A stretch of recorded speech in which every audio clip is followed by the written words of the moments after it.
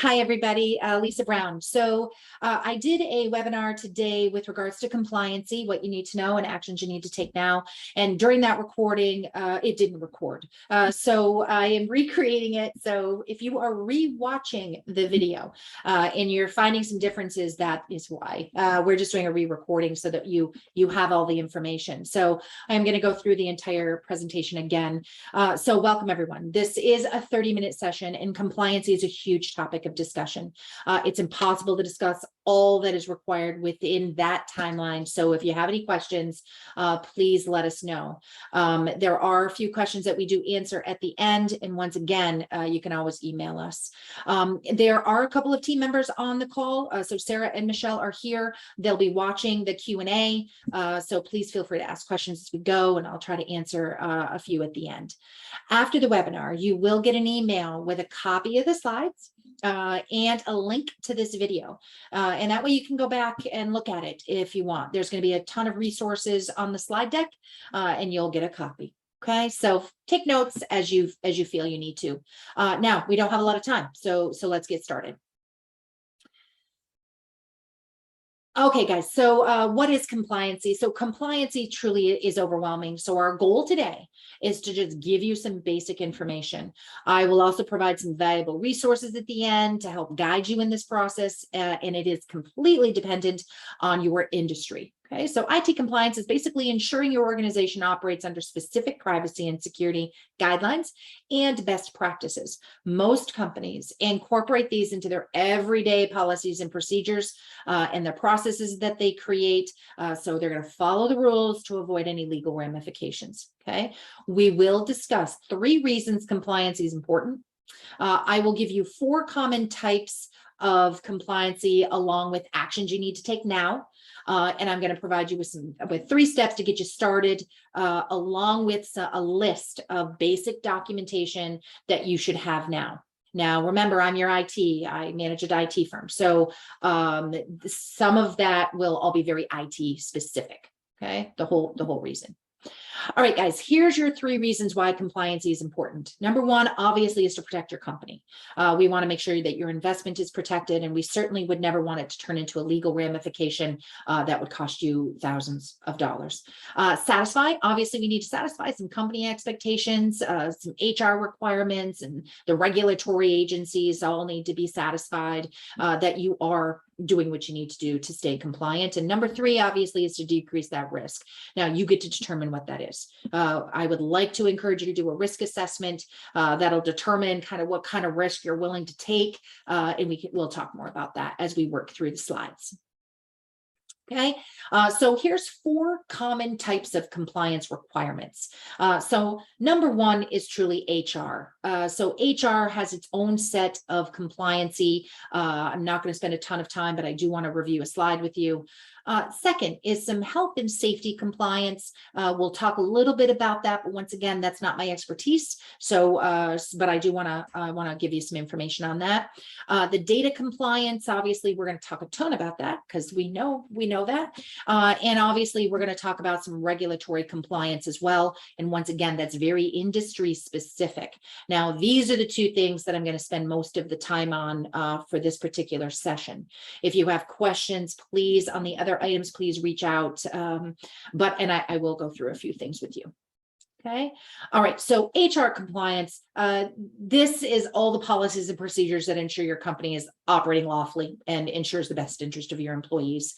Has everything to do with just the HR, how you hire, how you fire, how you pay, your overtime, your processes, any benefit package. That all should be laid out. And I'd like to believe that you have most of that stuff. So you should have most of the compliancy documents already in place. And you should have clear guidelines on how you're managing your HR. And that's pretty much as far as I'm going to go on the HR compliancy. Very state and federal driven. Okay. All right. Next up is that health and safety compliance. And what's interesting about this is I think that most of us truly think of health and safety compliance as HIPAA. And that definitely affects the medical, the dental industries. Now, we also need to consider all the other health and safety compliances because it does have direct relation with your employees and how you are protecting them. and following those compliances. So another organization I can think of that kind of guides our decision making with health and safety is OSHA. So for those of you that are in a building industry, obviously OSHA plays an important role for you, but health and safety is a whole compliancy category that, once again, I'm not an expert in. Okay, so data compliance obviously is the collecting, organizing, storing, and management of your data, and all of it must be guarded against loss, corruption, theft, and misuse. Okay, so here's my number one concern as an IT firm is most of the clients we work with have no idea or little idea of where their data is. So when I ask them which computer holds data, if they do not have a server, and even some that do have a server, let's be honest, assume their data is all in that one location, but really there's no checks and balances. So my first step is to talk to the staff. That would be the first step. Talk to your staff and ask them where their data is. Where are they holding it? Is it going to a server? Is it not going to a server? Is it sitting on their own individual computer? And the best way to do this, because even they might be confused by the question, is best way to do it is ask them, if your computer were to die, would you be able to just pick up your stuff and go to another computer and you'd be okay? Or would you be down for the day? Like, would your workday end if your computer was not functioning?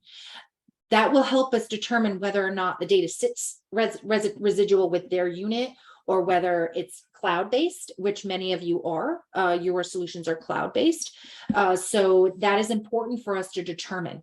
And realistically, it's best to just ask them. Ask every employee that you have, ask them whether or not if their computer were to die, what would happen to their workday. And I think that will kind of help weed out. Okay, so it is very important to you. It guides your decisions. It fuels the growth and changes every day. So you need to make sure that that we protect it, so that we can make sure we can get you back up and running efficiently if something were to happen. Okay. All right, regulatory compliance is the last thing on that list of 4, and I'll tell you, it is complicated. I have never met anyone in my industry that it really understands every aspect of every law put into place to regulate how you do business. We have several vendors we work with on compliancy, so we do understand that the regulatory compliances do change frequently. So there's simply not enough in this 30-minute webinar to really give you a laid down, this is what you got to do. But what our goal is to really just give you a starting point so that we can kind of dig in. Now, regulatory compliance truly is just the matter of when you follow local and international laws and regulations. Now, by local, I mean county, state, federal, and industry standards. So you just need to follow the compliances that are set out based on your industry. Okay, it's complicated. We're going to try to get you started though. Okay. All right, so who does it affect? So let's try to break this down just based on your industry. So we've got a bunch of people that were on the call today. You all were in a broad range of industries. So the first and most important is your industry standards. That is what's going to guide you first. My dental clients, they're going to handle compliancy a little bit different than my municipalities, and my municipalities are going to handle compliancy a little different than all of my insurance, legal, and accounting firms. So it is very industry specific. Okay. All right. Actions you need to take now. So I have broken it down into 4 things. So number 1, and probably the most painful for most of you, is going to be compile what you have. This is where you're going to organize what you currently have in place. I am fingers crossed that you already have some of your HR documents, so you should have an IT policy and use guide that gets distributed. Like, you should have some of that, compile it. You may have contracts with your vendors already. We want to compile that. So we just want to take a look at how much you have and is that in place and executed correctly. Okay. Now, the great thing is number 2 says determine what is missing. And when you compile what you have, you are in turn determining what you don't have. And that will kind of give us a starting point. It'll create that list for us with regards to the things that are important in your industry on stuff we need to do for you. Okay. Number 3 is develop what you need. So that's just basically using the resources that you have to develop what is missing. This could be, you can get that data from an employee, you can get it from all sorts of places, but develop what you need is the 4th action. And the third action. 4th action is just test it regularly and adjust as needed. So we're going to go through each of these just to make sure we kind of have a handle on it. Okay. All right. So 3 steps are going to get you started. I tried to strip it down. So we're taking the 4 and we're kicking it down to 3, just to make sure that you got some processes to start. All right. So number 1, that's that self audit. Define applicable standards for you. It's the tough part because you got to dig into a little bit. And I will be honest in saying work with what and who you have. So you have current resources, guys. You have them already, whether that be an employee that's maybe doing your HR, whether you have an HR person, it could be a department head, it could be just resources you currently know. It could be your insurance provider. Insurance providers will kind of dictate, especially with cybersecurity stuff. So you can always reach out to your insurance provider, your local, state, and federal contacts. So any contact that you currently have with any of those, individuals, you can just reach out and say, hey, I need an IT policy, or I need a disaster recovery plan, or whatever the circumstances are. Obviously, your IT firms, so somebody like me, or your technology advisor, et cetera. It could be somebody in your industry, that an industry association you belong to. So just reach out to the people that you know to kind of do that self audit on what they may have. You don't want to recreate the wheel. So reach out to maybe a peer that is in your same industry, and you can say, hey, what do you have for documents? Okay. So don't be afraid to kind of reach out to those to do your self audit. Remember, if you have 0 documents or processes now, it could be a little painful. Okay. So use your resources. And let me just say, compliance is not just about the documents. It's about all that technology standards that's going to occur. And I'm going to get on that a little bit later. Okay. All right. Number 2 is determine, develop, and review. So determine how your technology is currently being protected. So we need to know that technology is not a one and done. If you have deployed antivirus software and you think that's all you got to do, that is not the case anymore. Okay. So please understand, it is not a do it and forget it scenario. Your compliance will be a living, breathing thing that needs attention all the time. So just be aware, it's never a one and done. Okay. Determine how your technology is currently being protected. Like I said, be sure you are developing processes that can be repeated, so that when you're doing annual audits, you can go through and recreate the documents, get them re-signed, review them again with the team. So just make sure that you are determining, developing, and reviewing.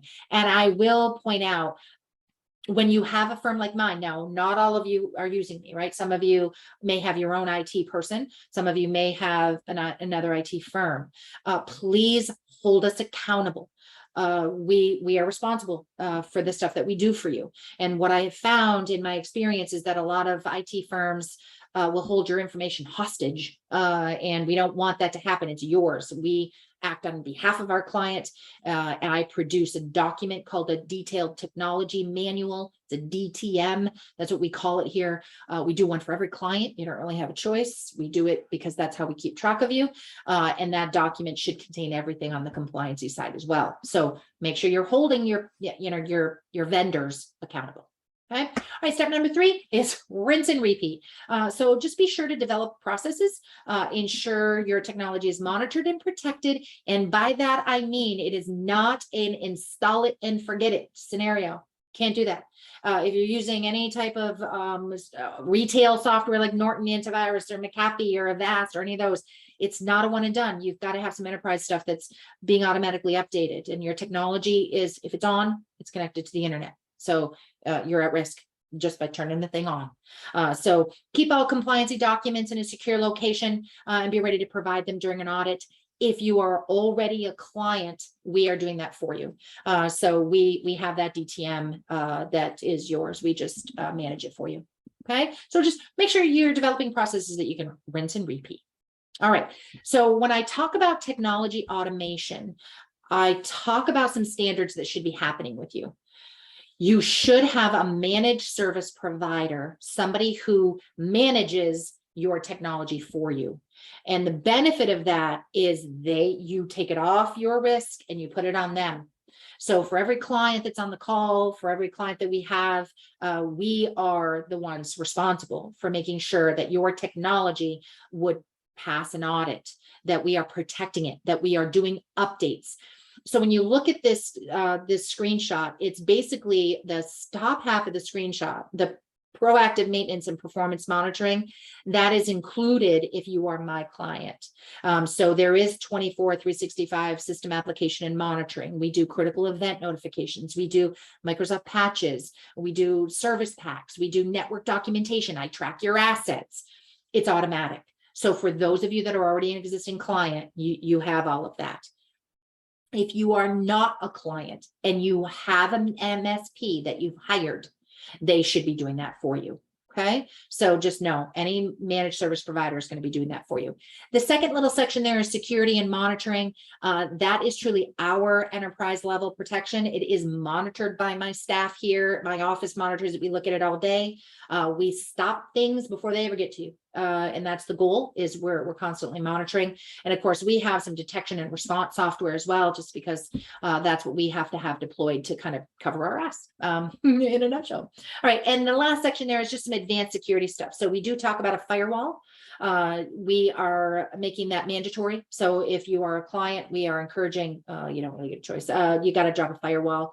It's just kind of that block between your internet and your computers, and we like that wall to be there. And then of course we also do backups, and we do some dark web scanning and some security awareness training. Obviously we talk a lot about the password management. That is a huge thing. We talk about Microsoft accounts and emails and how you're managing those, and obviously multi-factor authentication. Now I will be saying two-factor authentication, same thing, multi-factor, same thing. It just kind of verifies via sending a code to like your phone or your cell phone. It's a requirement. You got to do it. We all hate it. I will be honest in saying we hate it. My staff hates it. It's not something that we enjoy, having to be attached to our cell phone every time we log into an account. Unfortunately, that's the only way that we can really protect others from logging into our account and trying to spoof us. So two-factor is pretty important. So my point is technology needs to be automated. So stuff needs to happen with some software that's been deployed, and it needs to be being monitored by somebody who knows what to do with it. Okay. So whether that's us or whether it's somebody else, you need to have some type of automation happening. This will solve a lot of the technology compliancy is happening right here. This checks off a lot of boxes for my clients with regards to the compliancies in their industries. We're already doing it for you. Okay. All right. So things to consider. This is just a list. I've tried to keep it short with regards to just things I need you to consider as you're moving forward. One is perform a risk assessment, and it's just basically evaluation of how you're doing things now. How are you handling things? How is your technology protected? What kind of risk are you willing to take if you don't have those things deployed? Protect your technology with automation. So please make sure that there's automation that is there, so that you don't have to worry about it. It's just happening for you. Educate and inform. I cannot tell you how important it is to let your staff know, educate them on what your standards are. Be sure they understand that, surfing personal information on your dime is not acceptable, right? Educate and inform. Employees are your number one risk in conjunction with business email compromise, or BEC. So consider some security awareness training. There are so many of us, well, all of us are getting emails every day that are just bogus. You have to be able to identify them. And you have to be able to be aware that not everything you get is real. And it's hard sometimes because now they're looking very authentic. So please educate. Document the timeline for renewals, distribution, and testing. Remember, these are living things, living documents that are all subject to change. So just kind of document. If you are working with vendors who have contracts, document when they are to expire. So just you have a really quick, easy reference. Develop a disaster recovery plan, and you're going to base it on what we call an RTO, which is a recovery time objective. Now, here's the thing. If you're small, guys, if you're a small company, you may not need a disaster recovery plan. If you are a municipality, you need one. You need to have a plan on how you're going to run your town if something were to happen in an emergency. So it's really based on your industry and whether you feel you need one. Okay. Also, asset inventories are super important to us. We need to be able to determine how much technology you have, and that includes your network equipment and your printers and your phones and your scanners and your everything. And we provide a manual to you. So if you're my client, you already have that covered. Okay. All right, guys, getting started with these documents. So here's what I've tried to do is I've tried to create a list for us. That's just the basic. This by far does not include nearly everything that I would, that your industry may need you to have, but it is a good starting point with just getting an understanding of getting it together. Okay. Obviously, you should all have an IT policy and procedures. Now, this is just a document you'll distribute to all of your staff at the time of their hire. You'll get them to sign it, and then you should have it signed annually. And it's basically your policy and what your procedure is. Do you want them, surfing it appropriately? Do you want to make sure that they're aware they cannot surf on their, doing personal business? You don't want them checking their personal email. So it's just a document that kind of lays out what your regulations are. Okay, you should have it. You may have it now, just gather it. Technology documentation to include that asset inventory. And once again, that's something that CST does for you if you are an existing client. If you are not an existing client and you have firm, make sure you're getting that from them. Okay, it's your information. It belongs to you. So please make sure that you're getting access to that. Okay. Now I do talk a little bit about SLAs. There are service level agreements or contracts, and I will be doing an entire webinar. Now remember, they're only 30 minutes, but I will be doing one in September specifically related to contracts, because the fourth quarter is normally when your contracts are coming up for renewal. So I want to do that webinar strategically. I'm doing it in September. All right. Now here's the thing. Please be careful with contracts.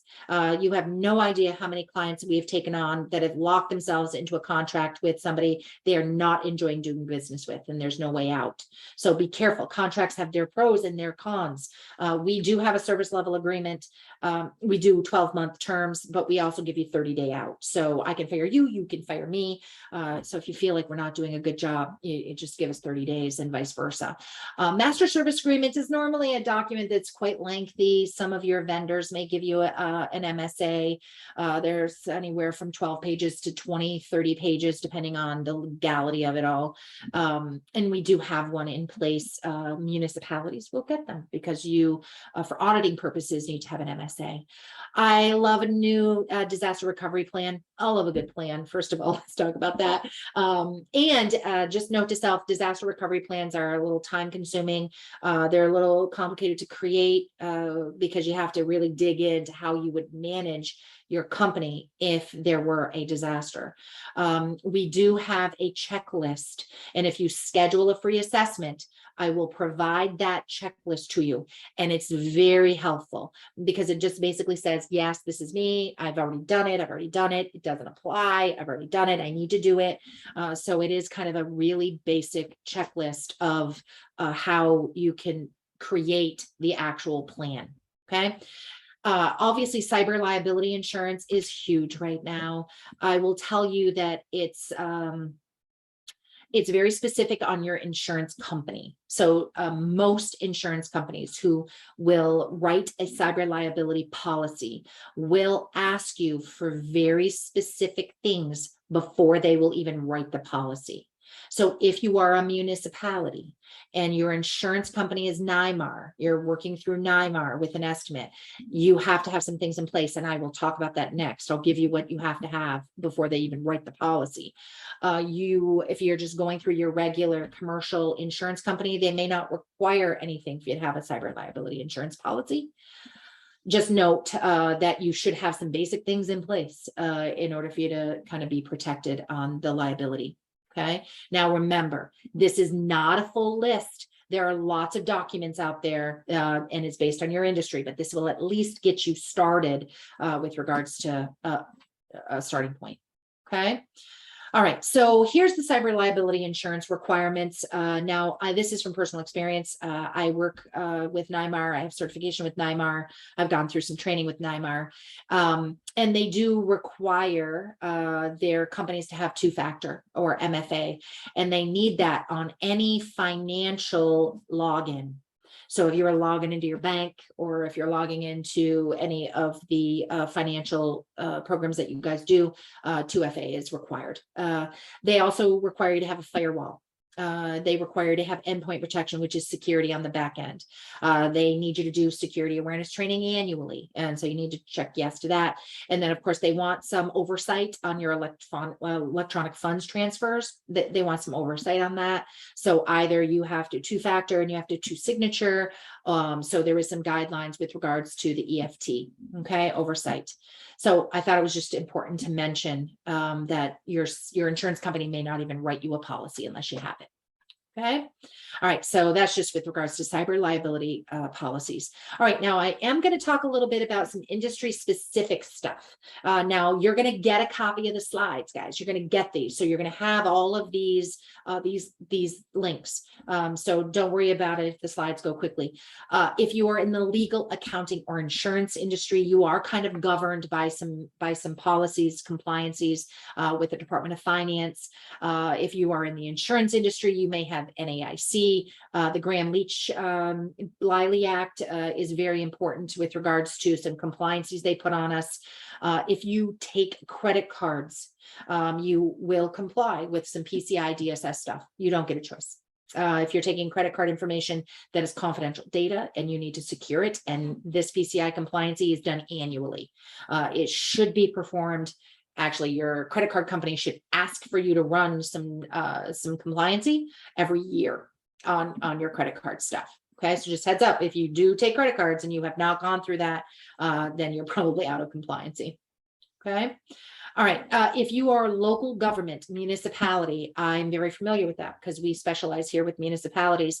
There's a whole slew, whether that be the Association of Counties, it could be your comptroller's office, it could be the Information Technology Services information with New York State. So there's a ton of resources for you. So it's not just me barking at you about compliancy. The state's telling you this is what you need to do. This is what you should have in place. So there's some resources for you if you're in local government. Okay. All right. If you are in medical/dental, we kind of specialize with the dental industry. We have quite a few of dental clients. Obviously, HIPAA is super important. We got to make sure that we're at least headed in the direction of HIPAA compliancy. We also have the Dental Association of America that kind of dictates what their recommendations are and what the compliancies are that they're putting on us. Okay, so just some resources for medical and dental. And then here's the auto industry. Now, hey, this is relatively new. It was deployed in 2022 where the FTC said, look, if you're selling cars, you're taking financials, you're a bank. Therefore, they've put a ton of very specific compliances on the auto industry. There are some resources for you. They lay it out. It's a little overwhelming. Obviously, the Graham-Leach-Bliley Act is also applicable there. They guide you with regards to what you need to have and what you don't need to have as far as protecting your customers' information. Okay. All right. So the free network assessment is available to determine just kind of where the best place to start is. If you're an existing client, you do not need the assessment. Okay. You already have us. We've done the assessments. We continually do the assessments. It's an ongoing thing for us. So if you're an existing client, you do not need to book a network assessment. Okay. However, if you're an existing client, make sure you're scheduling your technology business review. I used to call them a quarterly business review. I've switched it because some of you I meet more than quarterly. So quarterly really wasn't the word I wanted to use, but they are technology business reviews. They should be happening. They should be popping. The invite to schedule those should be popping into your inbox at least every 3 months. So I like to do those with you, if nothing more, to give you an update on a status of your account. How well is it? Are we having issues? Do you have one computer that's causing some issues? I have lots of information on your account, and I like to share that with you every quarter. If you have not gotten that technology business review invite in a while, please call the office. Michelle and or Sarah can get you scheduled for that, so that we can get on track with doing regular reviews. Okay. If you are not yet a client, I can always do penetration test. If you have an IT firm now and you're perfectly comfortable with them, it is great to get a second opinion just to make sure that they are locking stuff down the way they should. So we do have some amazing penetration softwares that we can deploy just to see how open your network actually is. Okay, so don't hesitate if you just want to do a little check on what's happening in your network now. Okay, if you want to get on a quick call, the phone numbers are there. Sarah is going to be your point of contact for anything on the scheduling side. Her email is there, so feel free to shoot her an email. She manages the schedule with assessments and new client intake. So feel free to shoot Sarah a message if you need to. Okay. All right. So I do want to lay out that CST is coming up on some webinars. Now, what we've decided to do is one webinar, one 30-minute webinar a month. It's the third Wednesday of every month. Wednesday webinars. The reason that I've stripped them to 30 minutes is because I feel like every one of you can take 30 minutes to just learn. If nothing more, you're just learning. So I feel like 30 minutes isn't an overwhelming amount of time for me to throw information at you. Okay. So this is kind of what's coming up. It is maybe subject to change as we move forward, and things may prioritize a little differently, but this is kind of a basic rundown of our upcoming webinars. Okay. You will get emails. You'll get an invite when the webinar is going to be approaching. So if you feel like that content is important for you, just register and it'll happen just like it did this time. Okay. So this is an upcoming webinar set. That's my upcoming webinar schedule. Entire year's laid out. Okay. All right. So questions. So Sarah, I know you're on the call. Can you kind of unmute yourself and see, do we have any questions? Yeah, we had a couple of questions.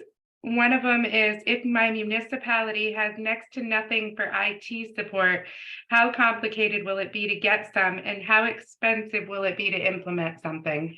Okay, so if you are a municipality, the compliancy is a little overwhelming for you. We know it. We have lots of municipalities as clients. I will be honest in saying it's not complicated for somebody like me who has an IT firm, who kind of knows. So please make sure that you are hiring somebody who understands the technology compliancy. It's not complicated for me. So take that, right? Not complicated. As far as expensive, it really is relevant. It's all about your perspective of cost, right? So here's what I can give you for advice. We price out based on systems. Whether you have 2 computers or whether you have 200 computers, it's based on your system count, because that's ultimately what we're protecting for you, right? We're protecting your computers. And so we price based on how many are we protecting, right? And it's all relevant. So here's some advice. If you are spending less than what it would cost for an employee, you're doing well. So consider you're small. You don't need an employee. You don't need to pay an employee to manage your 2 computers or your even 200 computers. You don't need an employee in the cost of hiring that employee. So if you're spending less than that, you're doing good. Now, are we expensive? And once again, it's all relative. We have clients that say, oh my God, you're so cheap. And then I have clients that say, oh my God, you're so expensive. So it's very hard to explain pricing. But if you're paying, and it's free, call me and I'll tell you what it would cost for us to do business together. So it's all relative, right, to your own personal experiences. I will say, if you're spending less than you would for a staff member and you're getting my entire team, then you're saving money. Plus we take on the risk. Is there anything else, Sarah? Yes. Can you elaborate on a firewall? What is that? And how do I tell if I already have one? Okay, this is relatively easy. So a firewall is a physical piece of equipment. So it's it's a box sitting somewhere in your offices. Now, normally it's located at the same place your internet is coming in. So if you have it, your internet provider comes in and they drop a piece of internet equipment, if it's Westelcom or Spectrum or Comcast for my Florida clients, you have a piece of equipment that's providing you with internet. Now, in that same area, you're going to have either a router or you're going to have a firewall. So it's a physical piece of equipment, and it should say right on the box, right? It should say right on that equipment. If you have a router, that is not a firewall. So we would need to get that monitored. And basically what a firewall does is it just creates a wall between the internet and all of it and what it has to offer and your computers. So it's basically a wall, and we don't let anybody over the wall unless we know that they're good. So it's a monitored, something that your IT provider should be monitoring for you and managing for you and watching to see who's trying to get in. So it's a physical piece of equipment. Go search your offices and see if you can find out what that is. Call us if you're standing in front of it and you're still not sure. Okay. Anything else? One more. I'm an auto dealership. The FTC is putting a lot of regulations on us. How do I know what to do first? Okay, the FTC with auto dealerships is tough because I have been reviewing documentation for the past 8-10 months. So my first step would really be to make sure you have somebody, an IT professional that's going to be able to give you some steps on where to start. Obviously, the technology automation is going to be important. Having somebody that understands how to protect your technology, that's going to be important. But the FTC is also putting a ton of regulations on you with everything else. You have to store your documents in a certain location and it has to be locked down. There's a slew of physical changes that have to happen with my auto industry. So I guess the first place to start would be with your IT provider. Talk to them. Make sure they understand that you are trying to get FTC compliant and you want to make sure that you're taking the right rules. The auto industries that we work with, we're already on it. We already have them stepping it out. We already know what we need to do. So talk to your technology provider if you're in the auto industry. If you don't have one, hire one because it's too overwhelming for you to do it in-house. Okay. All right, Sarah, I know we probably got over on time. So is there anything else? No, there's no more questions.